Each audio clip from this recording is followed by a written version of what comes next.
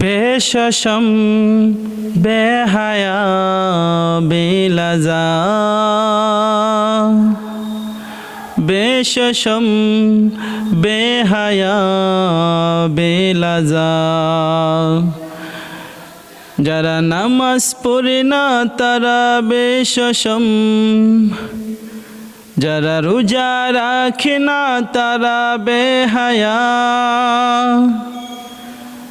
যারা কোরআনের পথে জীবন পরিচালনা করে না তারা বেলাজা বেশসম বেহায়া বেলাজা বেশসম বেহায়া বেলাজা যারা নামাজ পড়ে না তারা বেশসম যারা রোজা রাখে না তারা বেহায়া যারা কোরআনের পথে চলে না তারা বেলাজা বেশসম বেহায়া বেলাজা যারা কাপল নিয়া টিকটক করে তারা বেশসম যারা বউকে নিয়ে টিকটক করে তারা বেহায়া যারা অশ্লীল টিকটক ভিডিও করে তারা বেলাজা বেশসম বেহায়া বেলাজা বেশসম বেহায়া বেলাজা কত আর বেহায়া অশ্লীল বেহায়াপনা করবেন। এই টিকটক মোবাইল এই সমস্ত জিনিসগুলা এত পরিমাণে আমাদেরকে এত পরিমাণ ক্ষতিগ্রস্ত করতেছে যুব সমাজদেরকে। যুব সমাজ আজকে হয়রান হয়ে যাইতেছে, পাগল হয়ে যাবে কিছুদিন পরে, মাথা তাদের বিগড়ে যাইতেছে। ইহুদি নাস্তিক বেঈমান মুরতাদের দলেরা সমস্ত মুসলমান জাতিকে নষ্ট করার একটা উপায় বড় মহা কৌশল অবলম্বন করতেছে। নাস্তিক বেঈমান মুরতাদের দলেরা সবচাইতে বড় দুশ্মন হলো আমাদের। দুনিয়াতে সবচাইতে বড় দুশ্মন হলো আমাদের ইহুদিরা।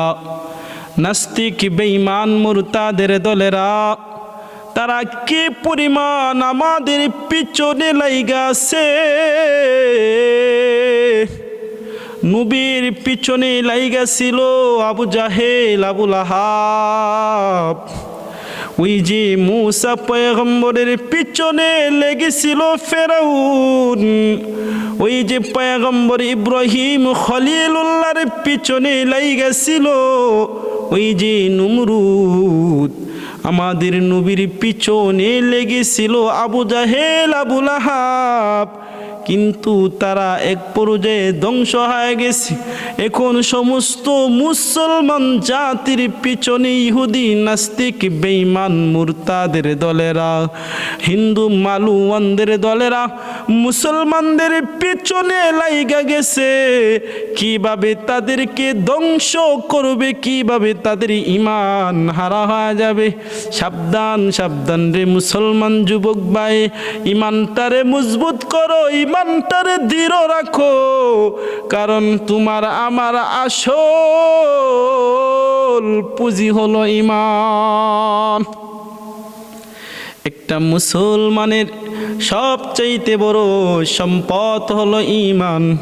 ওই ঈমানটারে হেফাজত করতে হবে, কারণ ঈমান বড় দাম, ঈমান বড় দাম, ঈমান বড় দাম। ঈমানটারে নষ্ট করা যাবে না। বান্দা তোমার মুসিবত আসবে, কষ্ট আসবে, অনেক পেরেশান আসবে। নাস্তিক বেঈমানের মুরতাদের দলেরা তোমারে অনেক অনেক নির্যাতন করবে, কষ্ট দিবে, তারপরও ঈমানটাকে হারানো যাবে না। আল্লাহর পয়গম্বরের একজন সাহাবী ছিলেন, শুধু একজন না, শতাশতি হাজার হাজার সাহাবীরা ইসলামের জন্য নিজের জীবনটারে বিলীন কইরা দিছে, তারপরও তারা ইসলাম থেকে নড়ে নাই, তারপরও তারা এরকমভাবে ইসলামের জন্য মার খেয়েছে দিনের পর দিন। নবীজি তায়েফের ময়দানে ওই যে কাফের বেঈমান মুশরিকের দলেরা তারা পাথর মারছে, তার উপরও পিছু হাঁটে নাই, দিনের দাওয়াত বন্ধ করে নাই। এক পর্যায়ে বেলাল ইসলাম গ্রহণ করছে, তার মালিক যাই না ফেলছে, মারছে, মার খেয়েছে, তার উপরও ইসলাম ছাড়ে নাই। হযরতে খুবাইব রাদিয়াল্লাহু তাআলা আনহু টুকরো টুকরো হয়ে গেছে, তার উপরও ইসলাম ছাড়ে নাই। এরকম ভাবে মহিলাদের মধ্যে আছে হযরতে সুমাইয়া শহীদ হয়ে গেছে, তারপরেও তারা এরকম ভাবে ইমানটারে মজবুত রাখছে, যার কারণে ইমান হারা হয় নাই, শাহাদাতের পিয়ালা বরণ করে জান্নাতি হয়ে গেছে। হযরতে বেলাল, হযরতে আবু বকর, হযরতে উমর, হযরতে হানজালা, হযরতে সুমাইয়া, হাজার হাজার শত শত সাহাবীরা নিজের ইসলামকে টিকে রাখার জন্য তারা মেহনত করেছে, কষ্ট করেছে, মুজাহাদা করেছে। এক পর্যায়ে তাদের লাভ কি হয়েছে? আল্লাহ তাআলা তাদেরকে জান্নাতি বলে ঘোষণা দেয়া দিছে। এটাই হলো ইসলাম। ইসলাম কষ্ট হবে, নবী কষ্ট করছে, তুমি আমি কষ্ট করতে কি লাভ? নবী দান শহীদ, দান মুবারক শহীদ করে দিছে, নবীর শরীর থেকে রক্ত ঝরছে। বান্দা, তোমার আমার চেহারা, তোমার আমার শরীর তো নবীর চাইতে দামি না। এই কারণে মুসলমান ইমানটারে দৃঢ় রাখতে হবে, ইমানের পাওয়ার বাড়াতে হবে। টিকটক দেখলে চলবে না, ইউটিউব দেখলে চলবে না, এরকম ভাবে ফেসবুকের মধ্যে পড়ে থাকলে চলবে না। সারাদিন লাইকি, টিকটক, টিভি, সিনেমা এগুলার পিছনে সময় নষ্ট কইরা ইমানটারে হারা কইরো না। এই কারণেই আমি গজলের মধ্যে আপনাদেরকে বলে দিলাম, আসলে বেহায়া বেশরম বেলাজা ওই সমস্ত মুসলমান যারা ইমানি দাবি করে, মুসলমান দাবি করে, আবার বেহায়াপনা অশ্লীল ভিডিও নিজেও দেখে নিজে অন্যেরও দেখার সুযোগ বানায় দেই।